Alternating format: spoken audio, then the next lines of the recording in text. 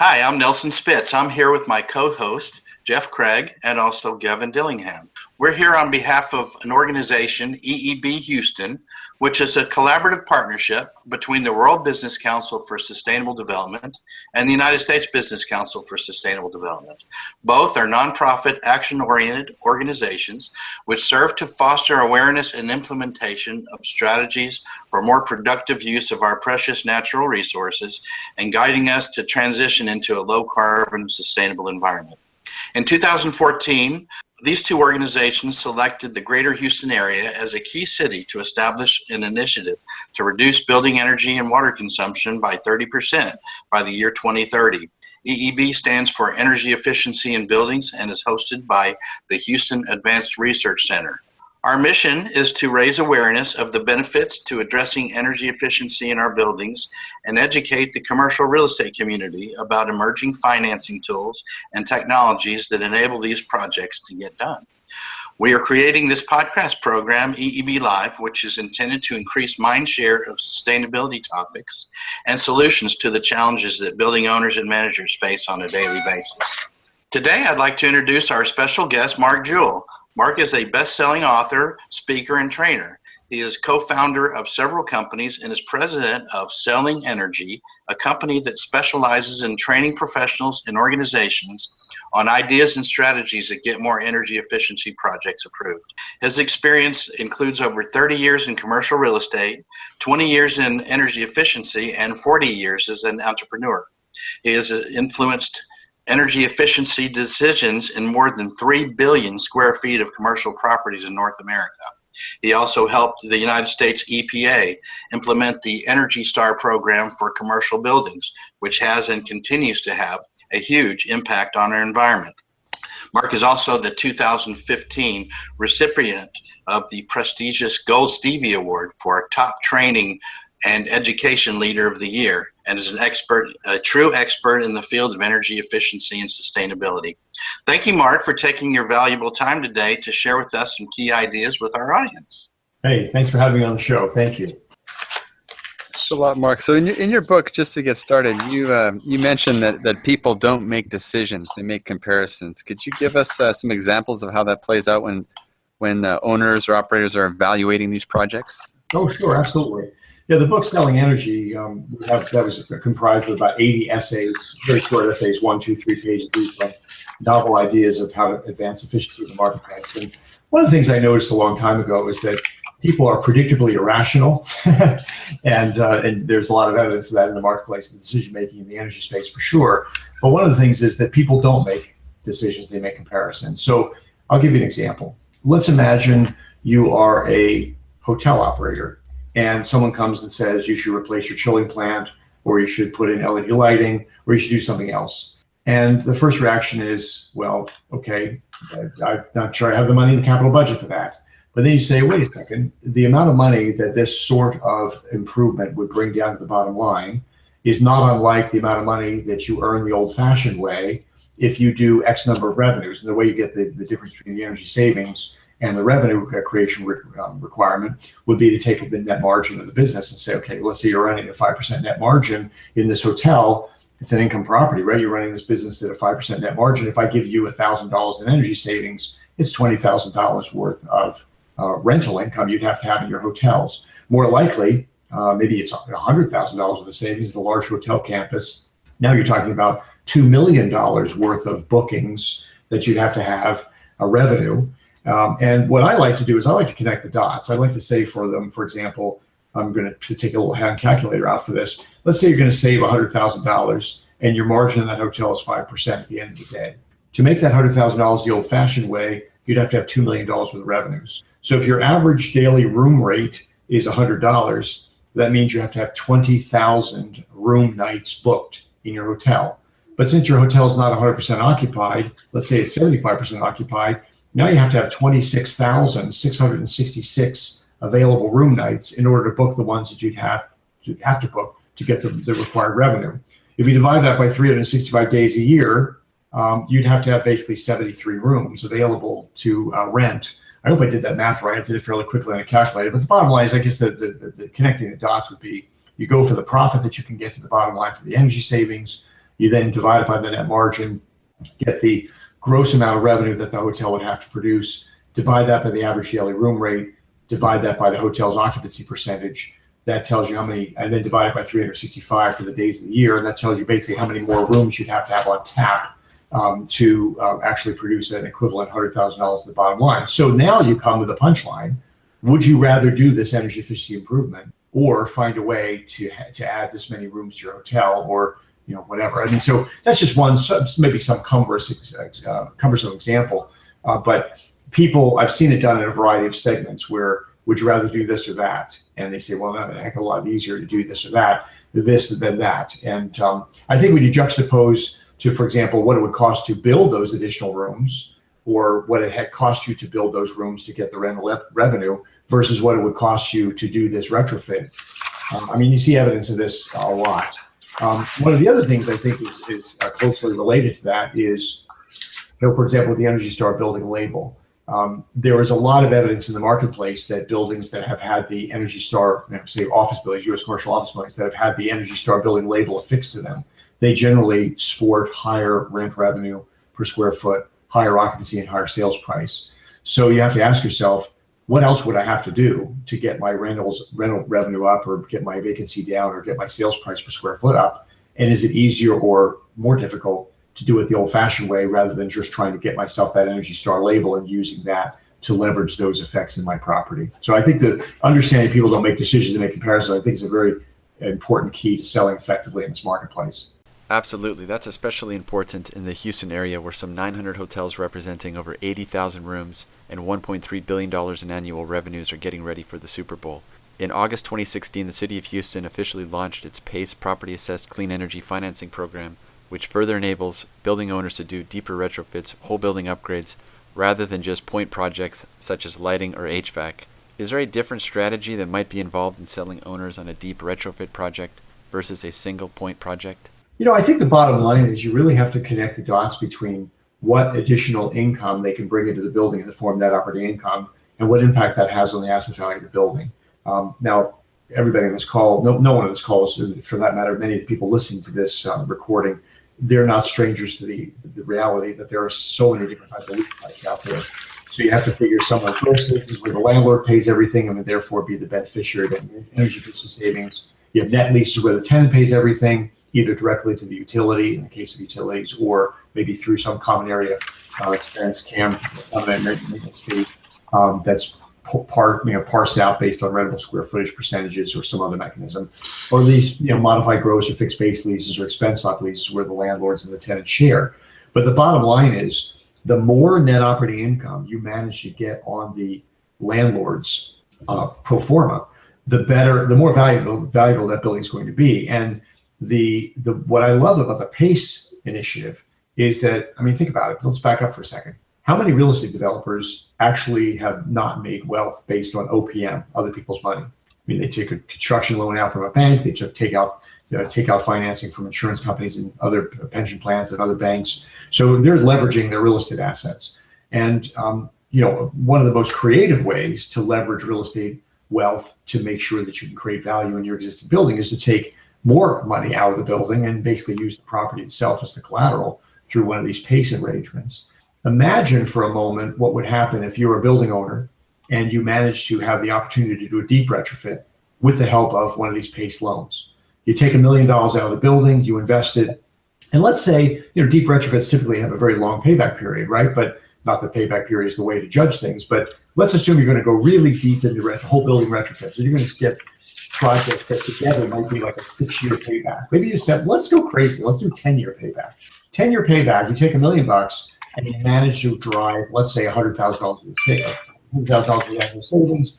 And let's say that you manage to get that $100,000 as part of your NOI. Houston's an up-and-coming market. I mean, San Francisco, where I am, cap rates here are less than 5%.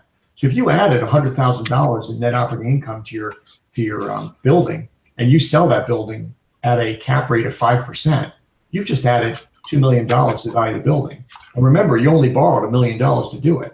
And that was assuming that you had a 10-year payback that you invested that $1 million in. So I think the math is absolutely compelling for commercial property managers and owners to look seriously at the PACE-enabled financing they can invest in their buildings to try to squeeze every bit of net operating income out of that building through expense minimization, higher rents, lower vacancy, that sort of thing, and then just take it all the way to the bank with appraised value. I think it's genius for real estate owners and managers to take that pace, to use pace in that way.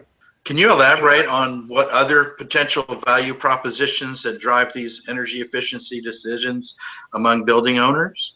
Let's talk about the reality of building and being a landlord. When I was in the real estate business, this was back in the 80s, we had a $200 million portfolio in Southern California. You have to look at a lot of things. It's not just expense minimization, it's filling up the buildings, it's tenant comfort, it's reducing turnover, it's reducing the kind of deferred maintenance that causes tenant comfort complaints and gives you a bad reputation among the brokers in the neighborhood. So to the extent that you can embrace far-reaching energy efficiency strategies that actually improve worker comfort, improve tenant comfort and convenience, allow those tenants to know that you have a green agenda for those tenants who care about that green agenda, to basically allow the tenants to understand that the landlord cares.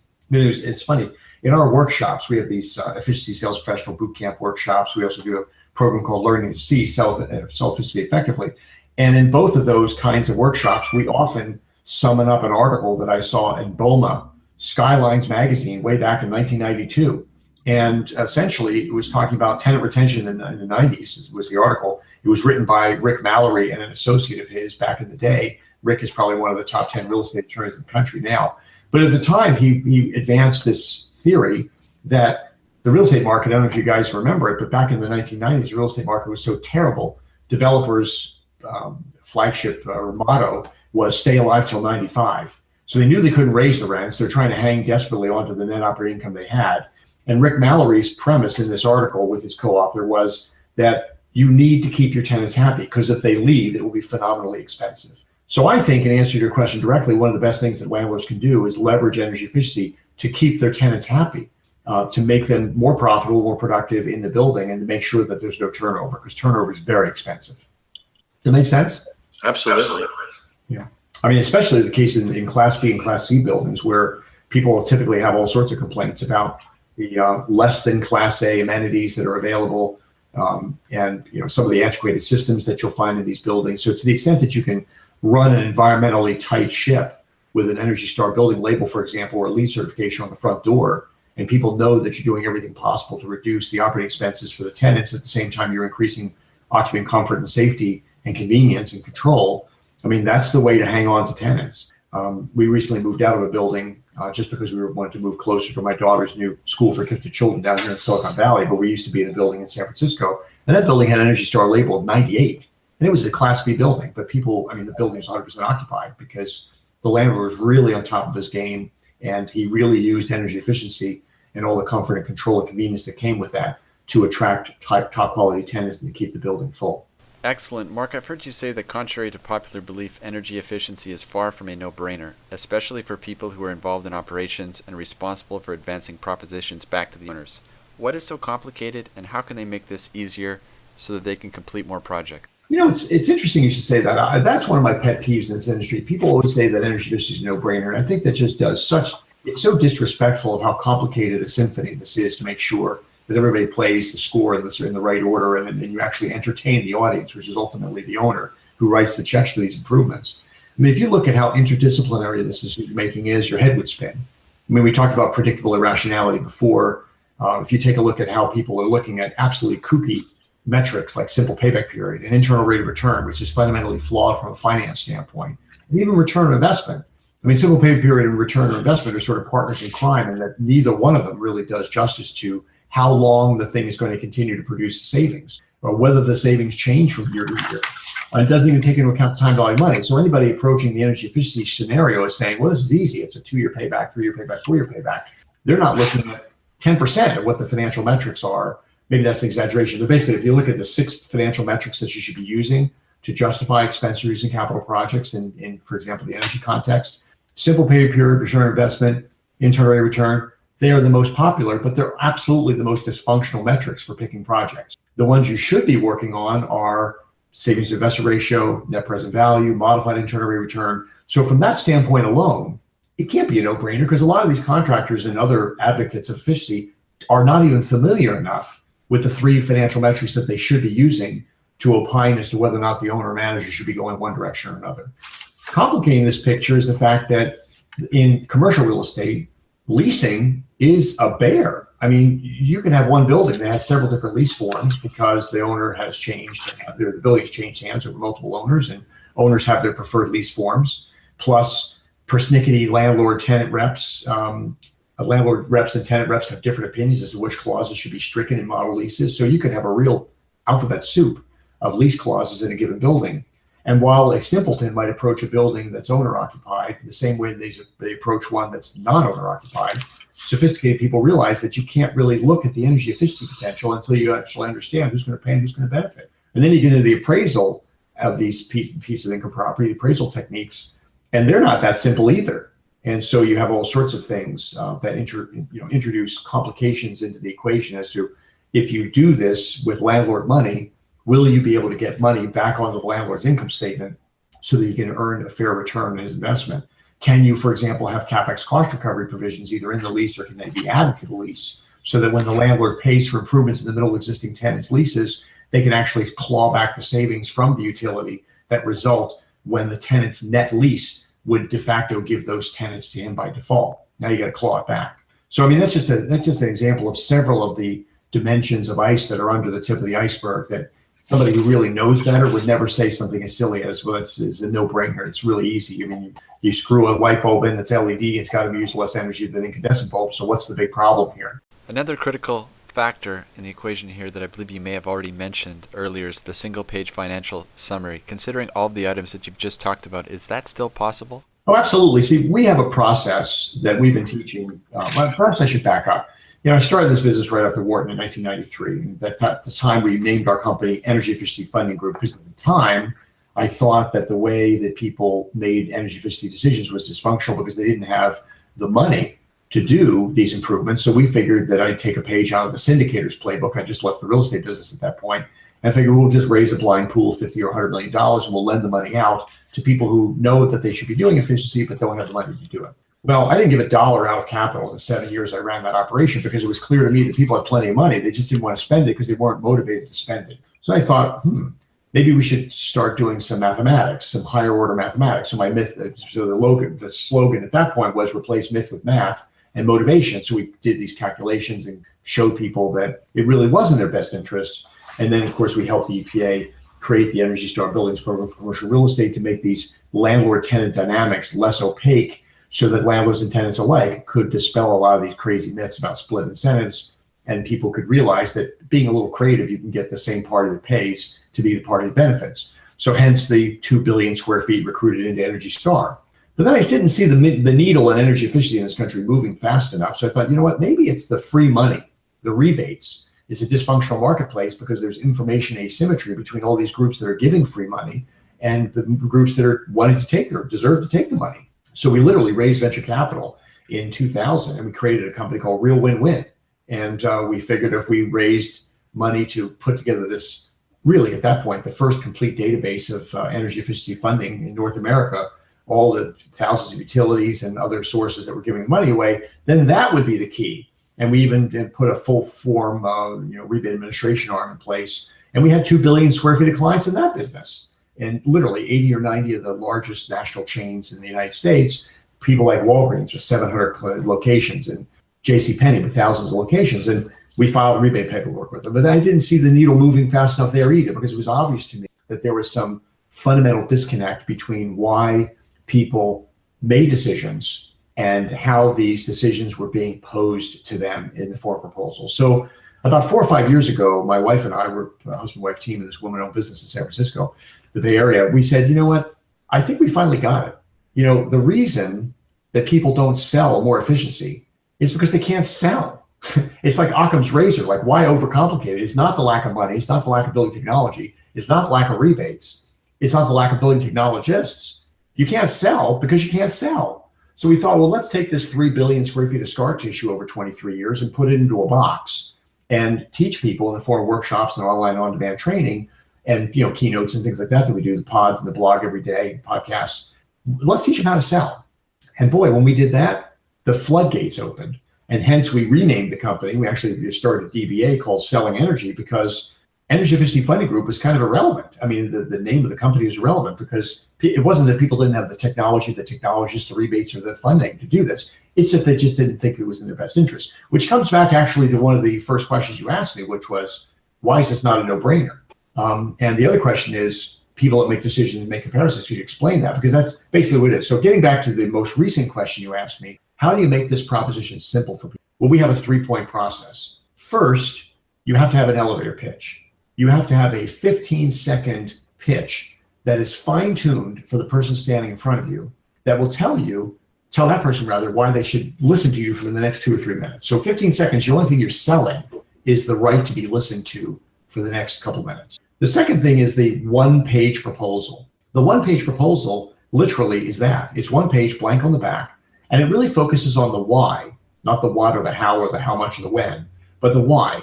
And it really is written almost in bullet form. It starts off with a major title and subtitles and goals. It talks about the rationale for change, so you get about a paragraph on the why. It excerpts financial summaries from a 1-page financial analysis, which is similarly transparent. And then it talks about the status of where this operation stands now. Did you do a pilot? Did you check out the vendor? Did you check out the manufacturer? Did you check out the contractor? And then it ends with an action step. And since we've been teaching this, in 2012, we did our first efficiency sales professional boot camp. We've graduated probably nearly 10,000 people in the 1 and 2 day courses, 5,000 people last year alone in person workshops in 2015, and almost 1,000 people from the week-long workshops. And the testimonials that we get back are amazing. I mean, people go from these ponderous 100-page proposals to these 1-page proposals. And I talked to a guy the other day on one of our Ninja Network conference calls we do every month for all of our graduates. And that guy said he's done 21 proposals in the year in which he's following his training, and he's won every one of them. The why. And when it comes down to something as complicated as the income-producing property business, where people are totally confused as to why they should be doing some things, that necessity of getting that 1-page proposal in front of decision makers, it's profound. And it saves you from the problem of having to talk to everybody up and down the decision-making chain. And you guys are familiar enough with commercial real estate to realize a lot of these things are outsourced. You got an owner, but he's outsourced asset management, he's outsourced property management, he's outsourced building engineering. And in many cases, these people are in different states. So the idea of getting everybody in a room, in a conference room, and talking to the vendor and having a relationship built up with one of these people is a non-starter. So you really, really do need to have a pithy value proposition that's squarely based in the economics of how this energy efficiency can drive value in the income property, and clearly communicate it so that one piece of paper can be passed up and down the decision-making chain laterally if necessary, so that everybody gets on the same page, literally, so that you shorten the sales cycle, increase the closing ratio, and frankly, have a less brain damage stricken decision-making process of this whole thing. So it didn't mean to be long-winded. I figured there were lots of topics that actually touched on your question, so I figured I'd bring a bunch of them onto the table. That's a great answer. Along those lines, what kind of coaching can you provide with respect to reaching these speakers? Here's the funny thing. A lot of people enter the building space from entirely the wrong direction. They assume that since they're selling technical products, they better socialize the technology with the person in the boiler room.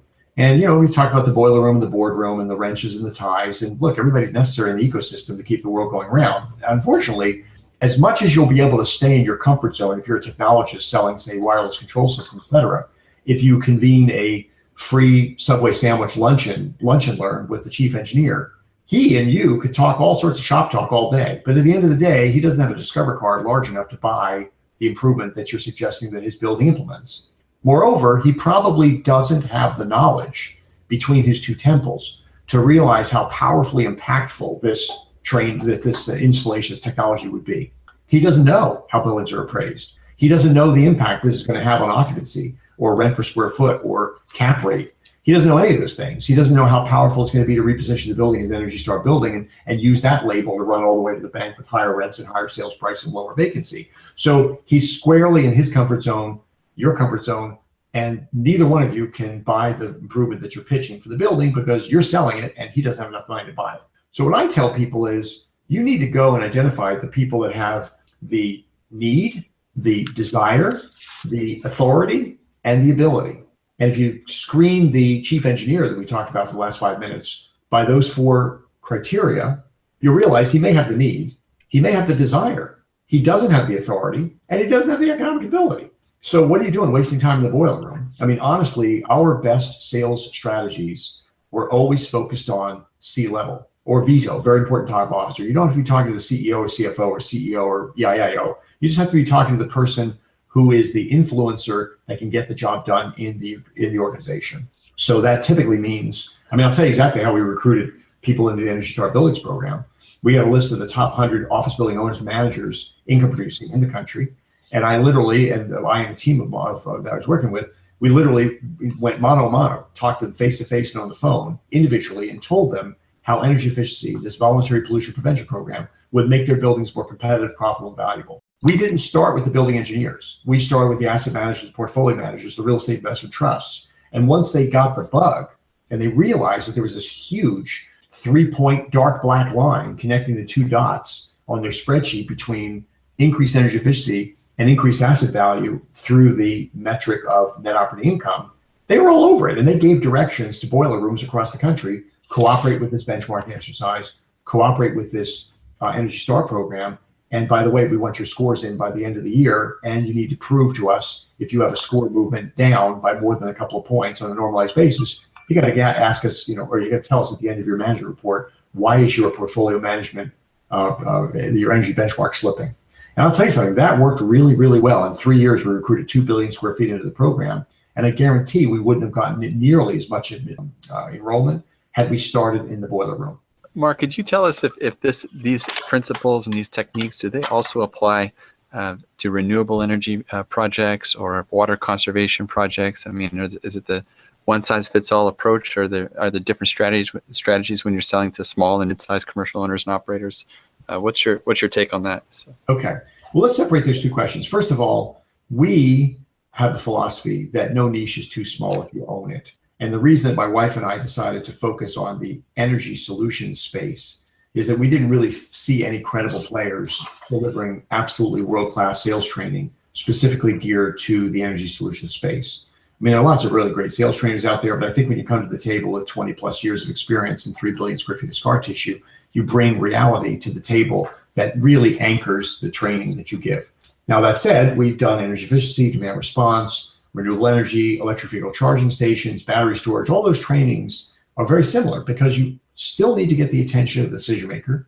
You still need to engage that person in an emotional case where they can say, I can either do this or that, and I'm emotionally motivated to proceed with forward motion down the path that you are being persuasive in telling me about. So whether it's convincing somebody to buy a Tesla because they're absolutely thrilled, they get emotionally engaged when that thing starts autopiloting itself down the freeway in California, or selling an electric vehicle charging station to an apartment building owner because you point out that his property manager shared with you when you first encountered the property that last month they said no to 5 potential tenants because those potential tenants each owned an electric car and they needed to rent in a facility that would allow them to charge at home, or a building that has the ability to put solar on its roof and offset very, very expensive peak demand charges during the day by offsetting some of its load in the sunniest hours of the day, which also happens to be some of the most expensive demand charge hours of the day.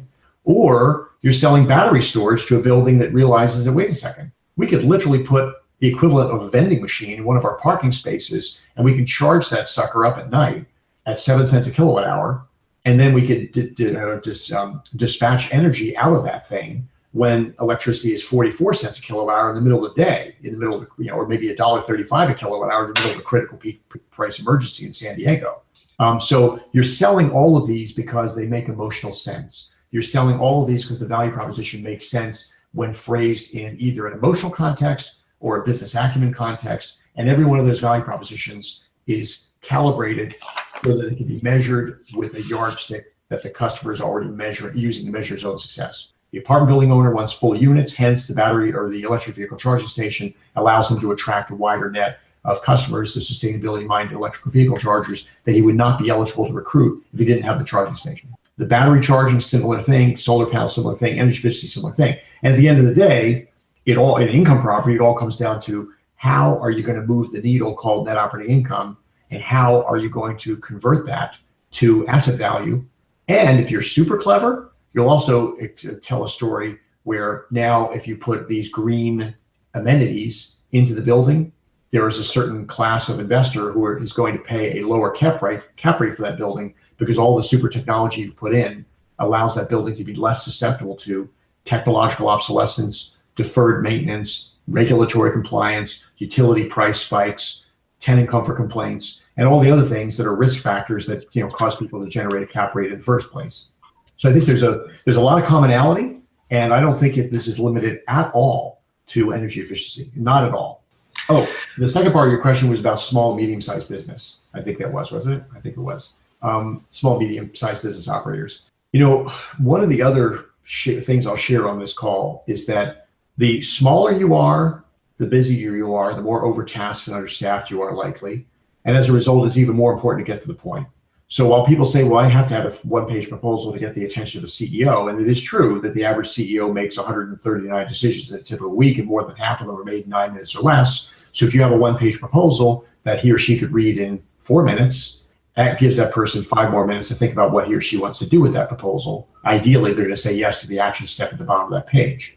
When you get into a smaller operation where the person who's the entrepreneur is wearing every single hat in the book, it's even more important for you to get it down on one page, because that person is so thinly time sliced that they don't have time to really ponder over anything. And I think people in this business really do themselves a great injustice by proffering these 100-page technical studies and free audits and these ponderous proposals with all these cut sheets and SKUs and all this other crap. People don't have the time. And when they see that, their heart sinks and they say, you know what? I don't have time for this. Maybe at some point I'll hire a consultant that'll help me think this through, but I don't have time for this, but thanks very much for dropping this off. So I think it's really important that your communication is crystal clear, whether you're dealing with very large entities like Heinz in Houston, or whether you're dealing with small entrepreneurs that may own just a couple of buildings that they've inherited from their family in the B and C classes. That's really great insight. I really appreciate that. So just in closing, Mark, what would you say is the future of selling energy? And can you share with our audience a little bit more about your book and your services? Sure. Well, first of all, the book, we're very gratified. It became a Wall Street Journal bestseller. It won about 4 other book awards. Now it's an audiobook. It's an Audible, iTunes, all these different electronic formats. And, frankly, after we became a Wall Street Journal best-selling book, my wife and I decided to donate thousands of copies to energy professionals in an effort to create a rising tide that floats all boats. I mean, literally, if you go to sellingenergy.com/book, I think maybe it's ebook, you can get a complimentary copy of the electronic version of the book, because we want that message out there. I mean, there are so many sort of commonsensical things that aren't necessarily common sense in that book. There are more than 80 ideas of how to reframe the proposition of energy efficiency so that it resonates with decision makers around the world. We've also started to go international. We've trained in London and Mexico and Brazil, Canada, a lot of work in Canada recently. People have come from France and China and Singapore and Australia to take our courses here in this country or in London or in Canada. And, it's just wonderful, because I see this commonality across multiple languages and cultures that no one's going to say, you know what, that one-page proposal doesn't work. It's too pithy, it's too concise, it's too compelling. No one's going to say that I'd rather not learn why I should take action in 15 seconds or less. Everybody's time stretched, thinly sliced in the world. And so it's really gratifying to see that training go international. I also think that we're seeing more activity in across the whole ecosystem. So for example, last year we had 20 utilities underwriting our trainings for trade allies, all the contractors and implementation contractors who are working in territories, their own account executives, their marketing departments, even their customer service departments. And when that happens, you basically inoculate an entire utility territory with people who know how to sell. And then you have incredible stories happen. I mean, we've had people take the training where, a guy in his late 20s working for a controls contractor for only a couple of years takes the training. The first year, he's doing $12.5 million in personal production. And he buys himself a Tesla with some of his excess commissions. The second year, he's on track to do $20 million. All sorts of really interesting success stories. So as for the future of our company, what I like and what my wife likes to think is that by this time next year and the time after that, year after that, we're going to have a more thorough, inculcation of these, inoculation of these principles, because we'll be going to so many different platforms, a lot more online on demand, a lot more cross-platform and utility territories, a lot more keynotes at national manufacturers of import, where now we inoculate thousands of sales representatives, manufacturers, reps to start talking this way. And then specialized tools that make it easier to talk this way. Tools for landlords, kits for distributors to socialize their contractors with how to talk this language when they talk to their customers. ways for people to cross-sell and upsell better in their existing customer portfolio bases. So we're really excited about it. I think we already made the Inc. Thank God we made the Inc. 5000, one of the fastest growing companies in America 2 years in a row. We just got the 41st fastest growing company in San Francisco and the 30th fastest growing education company in the country with Inc. magazine. So we're hoping to continue this rise and really in the process save a heck of a lot of energy and create a lot of real estate value for people like your customers in Houston. Well, this has been a very insightful interview, and I think our audience is going to really appreciate these high-level insights. And thank you so much for spending the time with us today, and look forward to sharing this with as many people that can benefit as possible. I'd like to let the audience know that they can get a replay of this on eebhouston.org. So thank you very much. Thanks, folks. Have a great day. Bye-bye now.